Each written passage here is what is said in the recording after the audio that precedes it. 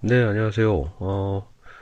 오늘 이 시간은 철학 카페에서 문학 읽기 수업을 한번 더 하도록 하겠습니다. 오늘은 어린 왕자 편, 생텍쥐베리의 어린 왕자에 대해서 철학자 김영규 님이 어떤 시점으로 저 철학적 자유를 적용해서 이 문학책을 분석했는지 살펴봤는지 같이 한번 저희가 따라가 보도록 하겠습니다. 어, 사실 이 시간은 현재 새벽이라고 하긴 참 피하네요. 오전 6시인데요. 원래는 오늘이 FC 바르셀로나와 레알 마드리드의 엘 클라시코가 있는 날이죠.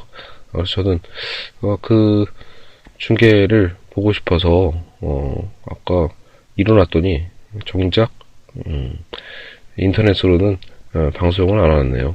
그래서 뭐 KBS 뭐 N스포츠인가 거기서 한다고 하는데 정작 뭐 접속도 안 되고, 예, 저희 집은 TV가 없습니다. 그래서 뭔가 이런 거 중계를 보려면 저는 이제 인터넷 네이버나 다음 생중계를 통해서 보는데, 이렇게 TV 없는 사람들은 이렇게 이쪽 인터넷 방송사에서 이거를 못 따오면 보기가 상당히 어렵군요. 여하튼 그렇습니다. 만약에 지금쯤 저희 TV가 있었다라면 아마도 지금 이 녹음은 안 하고 있었겠죠. 하여튼 갑자기 시간이 붕 떠버린다는 그 허무함 때문에 짧은 시간이나마 활용해서 빠른 짧은 시간 내에 녹음할 수 있는 게 뭐가 있을까를 찾다가 그나마 이미 준비되어 있는 생텍쥐베리의 어린 왕자 편을 하도록 하겠습니다. 왜냐하면 또 4, 50분 지나면 저희 둘째가 일어납니다. 그래서 일어나면 이 녹음을 끝까지 못하겠죠. 그래서 한 20분짜리로 할 수 있는 이 문학 읽기 시간으로 하도록 하겠습니다. 어쨌든 뭐 배경음악 다 생략하고 바로 시작하도록 하겠습니다. 생텍쥐베리 어린 왕자. 생텍쥐베리의 작품들이 추구하는 진정한 삶이란 우주에 떨어진 개인으로서의 삶이 아니라 인간이 인간과 그리고 자연과 서로 관계를 맺는 삶이다. 고립된 개인은 존재하지 않는다. 그는 비행기 사고로 사막에서 지낸 경험이 있는데 아무도 없는 그곳에서 남이 없으면 자신도 존재할 수 없음을 깨닫게 된다. 그리고 만남이 없는 모든 장소가 바로 사막이기에 도시 역시 얼마든지 사막이 될 수 있었다. 이러한 깨달음을 통해 쓴 책이 바로 어린 왕자이다. 그렇다면 현재의 우리 삶의 모든 장소는 이 소설로부터 자유로울 수 없는 현재 진행형의 얘기가 된다. 네, 어쨌든 지금 이렇게 어린 왕자는 사실 모르는 분이 없죠. 그죠? 근데 항상 이런 소설이 있는 것 같아요. 어린 시절에 뭐 어떤 뭐 부모님의 영향이 되었던 간에 필독서가 돼서 정식 버전은 아니고 항상 짧은 책으로 다 이해는 하고 있고 스토리를 이해하고 있는 책들이 명작들이 많이 있지만 정작 또 그것을 원본 그대로 다 읽는 경우는 또 굉장히 드물다라는 일종의 어떤 아이러니가 있죠. 뭐 대표적인 게 레미제라블 같은 거죠. 장발장은 다 알지만 레미제라블은 모르는 그런 어떤 아이러니 있죠. 여하튼 어린 왕자의 내용은 여러분도 다 아시기 때문에 중요한 건 그 내용이 아니라 어린 왕자의 그 내용 속에서 우리는 오늘 이 시간에 아마 그 마르틴 부버의 나와 너를 적용하는 측면을 보게 될 것입니다. 계속해서 읽어보죠. 1943년에 발표한 어린 왕자는 어느 조종사의 어릴 적 기억에서 시작된다. 그는 코끼리를 삼킨 어린 보아뱀을 그려서 어른들에게 보여주었는데 아무도 그것을 알아보지 못하고 단지 모자라고만 인식을 하였었다. 그는 어른들이 사물의 본질을 보지 못함에 대해 탄식하였다. 오직 숫자로만 판단하는 인식체계는 집을 평가할 때도 집의 자연적 아름다움보다는 집이 얼마짜리인가가 더 중요한 기준이었기 때문이다. 그래서 그는 외로웠고 그러한 삶에 적응할 수밖에 없었다. 그러던 어느 날 조종사는 사막 한가운데 불시착하게 되고 여기서 어린 왕자를 만나게 된다. 조종사에게 어린 양을 그려달라는 어린 왕자에게 문득 자신의 어렸을 때 보아뱀 그림을 그려주었는데 어린 왕자는 곧바로 그 의미를 맞출 수 있었다. 이것을 계기로 그 둘 사이에는 진실한 만남과 이야기가 시작되는 것이다. 문득, 제 어렸을 때 제 친구와의 어떤 그 기억이 생각나네요. 이 보아뱅 그림 여러분 다 기억하실 겁니다. 그래서 어릴 때 이런 것도 유행했었어요. 유행이라기보다 이 보아뱅 그림을 그려놓고 정말로 애들한테 물어보는 거죠. 실제로 어린 왕자를 읽지 않았던 친구도 있을 때겠죠, 아무래도. 그러니까 어린아이들이. 그래서 보아뱅 그려놓고, 야, 넌 이거 뭐라고 생각하냐? 라고 할 때, 이제, 그때도 제 친구가 뭐라고 했냐면, 이게 뭔지 맞출 수 있으면 IQ가 140이래, 140 이상이래, 이렇게 얘기했었거든요. 그죠? 그래서 서로 열을 올려가면서 막 얘기를 하는데, 사실 정답은 뭐 어린 왕자에서 나와 있는 이 보아뱀이 뱀을 삼켰다라는 거잖아요. 근데 이것도 참 웃긴 거죠. 원래는 이건 이제 소설적 장치인 거잖아요. 그러니까 어떤 이런 수적 체계에 의해서, 그렇죠? 모든 걸 수량화하고 모든 것을 어떤 자본주의적인 인식으로 판단하는 어른들의 세계, 그렇죠? 이미 어떻게 보면 속물화된 세계, 이 세속화된 세계에 대한 비판으로 이 사례를 하나 만든 것일 뿐인데, 그죠? 그래서 이제 그것을 어린 왕자는 이 조종사와의 어떤 생각이 같음을 보여주는 장치로 나온 것인데, 정작 그 사례를 갖고 우리는 또 어떻게 적용합니까? IQ 140이 넘는 것을 그죠? 증명하기 위해서 너도 나도 그것을 맞추려고 하는 거였죠. 그러니까 사실은 웃긴 거죠. 어린 아이들조차도 물론 이제 그때 뭐 장난으로 하는 거지만 우리의 장난조차도 어떻게 보면 내가 남보다 더 우월하다는 걸 보여주기 위한 증명으로 그런 장난을 서로 했었다라는 게 지금 생각하니까 굉장히 좀 웃긴 생각이 드네요. 여하간 계속해서 또 읽어보도록 하겠습니다. 자, 여하튼 이제 어린 왕자는 이제 그 조종사와의 어떤 만남과 이야기가 시작되면서 어디서 왔죠? 이게 여러분 기억하실 겁니다. 어린 왕자는 B162 이렇게 읽어도 되나요? 정작 읽는 게 어떻게 읽는지 모르겠네. B-612라고 16이란다. 612죠. B-612 라는 소옥성에 살고 있었는데, 혹시 이거 이승환의 그 첫 앨범이 아마 첫 앨범 할 때 그때 이승환 그 앨범 이름이었나? 아니면 이승환의 어떤 그 그룹 이름을 이렇게 썼나요? 예. 그래서 지금도 물론 이승환이 어린 왕자를 상징하지만 여하튼 그쵸. 그 B612라는 소옥성에 살고 있었는데 어느 날 씨앗 하나가 날아와 싹을 틔우고 자라나다가 꽃을 피우게 된다. 평소 너무나 외로웠던 어린 왕자는 이 꽃을 사랑하게 되고 정성을 다해 키워주었습니다. 그러나 꽃은 무척이나 거만했고 까다로웠다. 어린 왕자의 고생을 당연한 듯이 여겼고 무리한 요구를 해대는 것이었다. 어린 왕자는 이에 실망하고 상처받아 마음을 달래고자 여행을 떠나온 것이었다. 그러나 떠나기 직전에 꽃도 역시 자신을 사랑하고 있음을 알았고 이제는 자신이 떠나온 곳을 후회하고 있었다. 이러한 과정 속에서 어린 왕자는 여러 주변 혹성을 방문하며 새로운 경험을 쌓을 수 있었다. 첫 번째 별에서 무엇이든 자기 뜻대로만 하려는 권위적인 임금님을 그 권위가 얼마나 허황된 것인지를 깨달았고 임금님을 통해서죠. 그러니까 무엇이든 자기 뜻대로만 하려는 권위적 임금님을 만났는데 그 권위가 얼마나 허황된 것인지를 깨달았고 두 번째 별에서는 칭찬만을 듣고 싶어하는 남자를 만나 허영심이 얼마나 부질없는지를 깨달았습니다. 세 번째 별에서는 술을 마시기 때문에 부끄러워 다시 술을 마시는 주정뱅이를 만나고 네 번째 별에서는 단지 소유만을 위한 부자를 만납니다. 다섯 번째 별에서는 명령에만 따라 가로등을 껐다 켰다 하는 사람들, 여섯 번째 별에서는 이론에만 빠져 고지식한 지리학자를 만나게 되죠. 이론에만 빠져 있는, 그죠? 어린 왕자는 그들을 이해할 수 없었고 거기서 아무런 그래서 관계도 맺을 수가 없었습니다.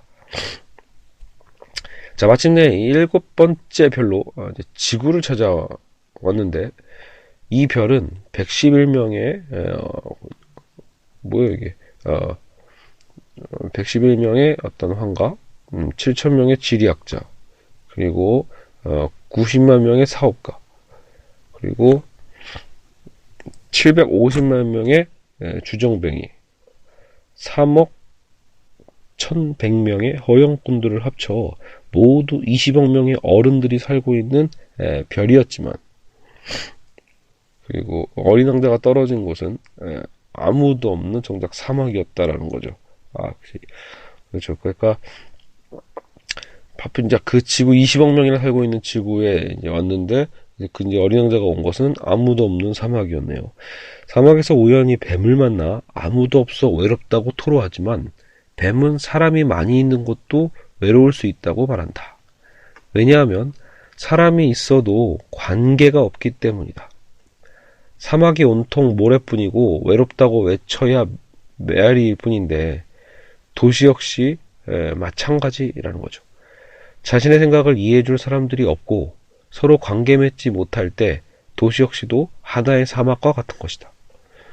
실제로 소설 속에서도 장미가 피어있는 정원이나 특급 열차, 마을 우물과 같은 도르래, 밧줄 등이 있는 소재들이 등장하는 것을 보았을 때 이 사막은 진짜 사막이라기보다 마치 인간의 문명, 도시의 삶을 상징적으로 보여주고 있는 것이었다. 어린 왕자가 5,000성이가 넘는 장미정원에 이르렀을 때 자기 별에 두고 온 자신의 장미꽃이 이 수많은 꽃들 중에 하나일 뿐이라는 생각에 울음을 터뜨린다. 그때 여우가 나타나서 이제 길들이는 법을 가르쳐준다. 이는 바로 관계 맺는 법으로서 수많은 장미 중에도 어린 왕자에게 길들여진 꽃은 오직 하나라는 것을 가르쳐주는 것이다. 어떤 대상과 사랑하는 관계를 맺음으로써 서로에게 특별한 존재가 되는 것이다. 또한 이러한 길들임을 통해 삶의 지겨움을 덜 수 있으며 기쁨과 행복을 얻을 수 있다고 말해준다. 그전에는 볼 수 없었던 새로운 세계와 지식을 보게 해주는 것이다. 따라서 5,000송이의 장미는 단지 숫자일 뿐 어린 왕자의 하나밖에 없는 장미와는 완전히 다른 가치를 갖고 있는 것이다. 그것을 깨달은 어린 왕자는 이렇게 말한다. 나의 꽃이 되어준 그 장미꽃은 한 송이지만 수백 송이의 너희들보다 나에겐 더 중요해. 왜냐하면 그 꽃은 내가 직접 물을 주고 유리덮개를 씌우고 바람막이를 세워주고 그 꽃이 다치지 않게 벌레까지 죽였으니까 말이야. 그리고 투덜댄다거나 뽐낼 때, 심지어 토라져 아무 말도 안 할 때에도 나는 귀를 기울여 주었어. 그건 바로 내 장미꽃이니까. 이처럼 진정한 관계는 눈에 보이는 것에 있는 것이 아니라 마음에 달려 있으며 그 관계 형성이 자신의 가치를 찾게 만들어주는 것이다. 인간의 세계는 1인칭과 3인칭의 존재만 있어서는 관계가 성립되지 않는다. 자, 여기서부터 바로 이게 이제 마르틴 부버의 나와 너의 어떤 관계가 시작됩니다. 자, 나와 그의 관계는 아무 상관이 없는 단절 상태다. 나와 그, 즉 3인칭이죠. 반면 그 3인칭 속에서 특별한 대상을 찾아서 그 수많은 3인칭의 그들 중에서 그 바로 2인칭에 찾는 거죠. 2인칭의 너를 찾는 거죠. 2인칭 너로 부를 수 있는 그 관계를 형성해 가는 겁니다. 유대인 철학자 마르틴 부버는 그래서 나 그것의 관계와 나 너의 관계를 구분하고 다음과 같이 말했다.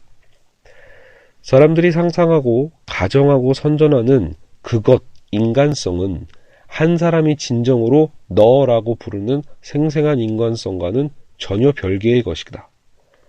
아무리 미사역으로 포장해도 그것은 하나의 허구이며 아무리 고상하다고 하더라도 그것은 하나의 악덕이다. 그것의 세계가 그대로 방치된다면, 즉 그것이 너가 되는 것으로 변화되고 용해되지 않는다면 그것의 세계는 악령으로 화하고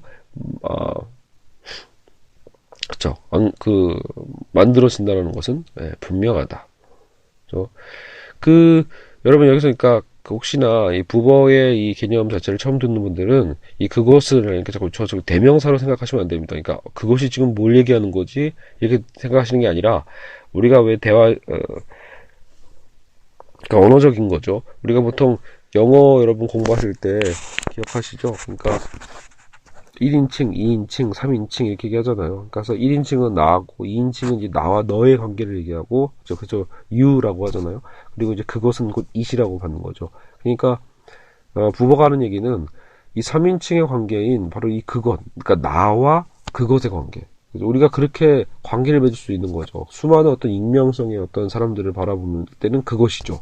저 사람들, 그죠? 그 사람들, 저들은, 그들은, 이렇게 우리가 막 3인칭으로서 속칭해서 얘기할 때는 그게 나와 사실 아무 관련이 없죠. 그러니까 우리는 되게 쉽게 비판할 수 있고 쉽게 무시할 수 있잖아요. 근데 저 중에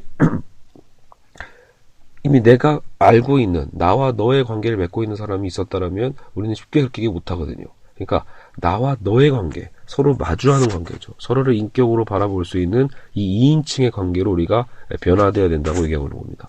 우리는 끊임없이 자꾸 이렇게 3인칭적 관계로 가다 보면 이 세계 자체가 하나의 비극이 되는 거겠죠.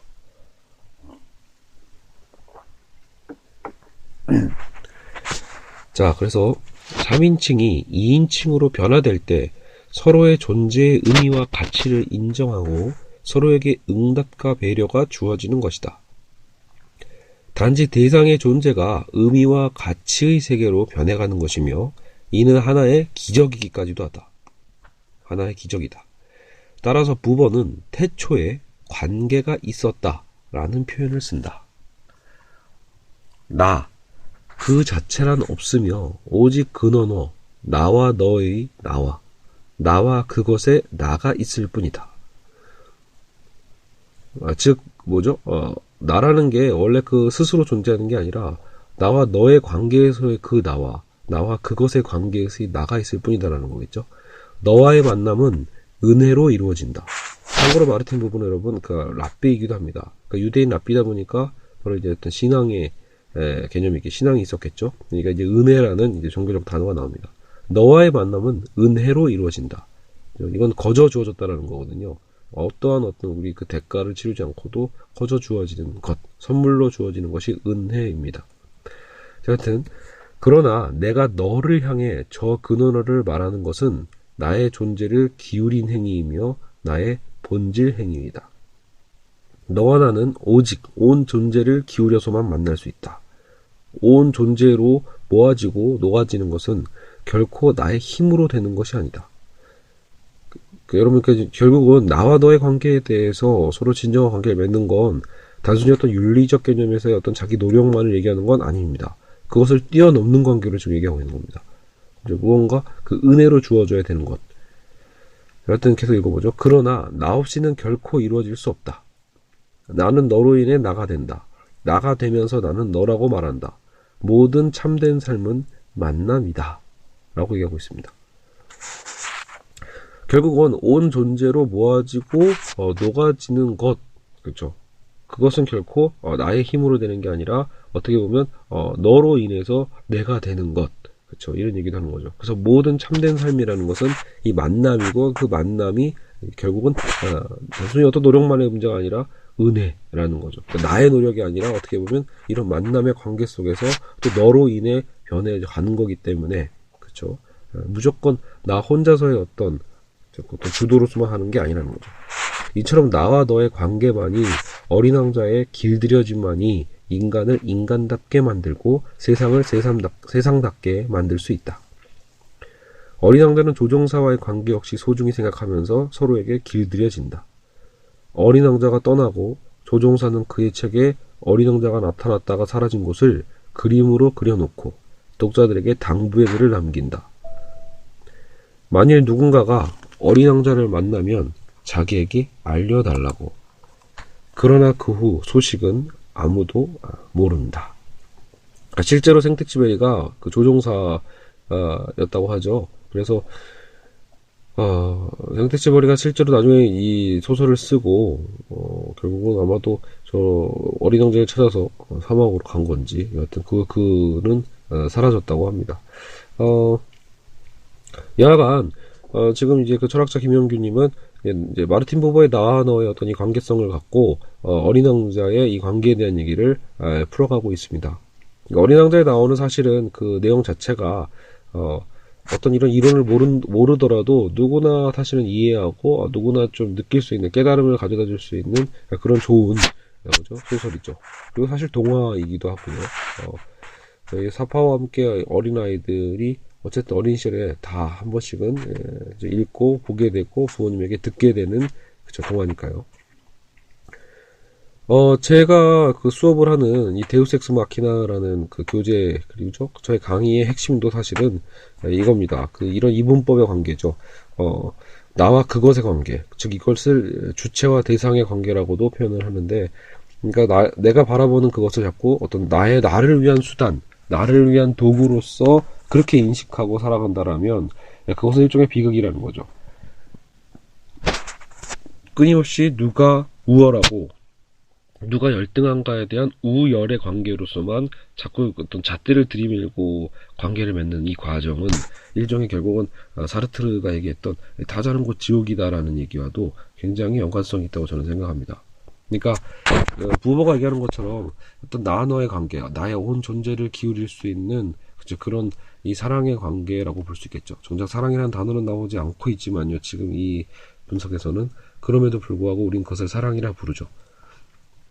진정한 서로가 길들여지는 나의 온 존재를 사실 어떤 제 개념으로 던진다라고도 볼 수 있는 것 같아요. 서로 기대는 것, 사람 인자의 어떤 한자의 형상처럼 서로가 서로에게 온 존재를 기울여서 나만의 노력만으로 되는 게 아닌 어떤 은혜의 이 관계로서 그쵸. 우리가 세상을 바라보기 시작할 때 그때 이 세상이 가치 있게 그 본래의 자리를 찾아갈 수 있을 거다라고 얘기하고 있습니다. 결국 세상이 굉장히 복잡한 것 같지만 이 관계 하나 찾는 것만으로도 우리는 굉장히 큰 의미가 있다는 거죠. 나와 세상의 관계는 어떻게 결정되어 있는가? 나는 너의 관계로 그죠? 이 세상을 바라보고 있는가? 즉 당장이 내 가족부터 내 친구부터 그런 관계로 바라보고 있다라면 사실은 그 사람은 이미 이 삶에 대한 어떤 많은 목적을 가장 중요한 어떤 것을 실현했다고 볼 수 있죠. 아무리 돈이 많고 아무리 명예가 높다 해도 자신의 어떤 삶의 관계가 나와 그것의 관계라면 그렇죠. 그것은 일종의 지옥이라고 아까도 얘기했지만 지옥이고 비극일 뿐이죠. 왜요? 그건 상대방도 나를 그것으로 여길 것이기 때문이거든요. 내가 남을 무시하면 내 명예적 위치가 높다 해도요. 나를 존경하고 나를 따라오는 것 듯한 그 제자들이나 그 사람들도 결국은 뭐예요? 나의 명성을 이용하고자 하는 나를 그것으로 사실 여기고 있는 거죠. 어차피 그 관계는 권력 관계로서는 그쵸 이런 권력으로 돈으로 그쵸 뭐 어떻게 해요 상대방을 나눠의 관계로 만들어낼 수 없다라는 거예요. 그건 내 노력이 아니죠. 그렇게 뭔가 할 수 있는 게 아닙니다. 서로가 서로를 너로서 바라봐 줄 수 있는 그 온 존재의 기울임의 그것들이 함께 만날 때 가능해지는 거죠. 그렇죠? 그런 것들에 대한 관계를 전혀 생각하지 않고 모든 것을 어떤 돈과 명예와 어떤 자신의 어떤 힘으로써 굴복시키는 관계는 불가능합니다. 그래서 사랑이 어려운 거죠. 그렇죠?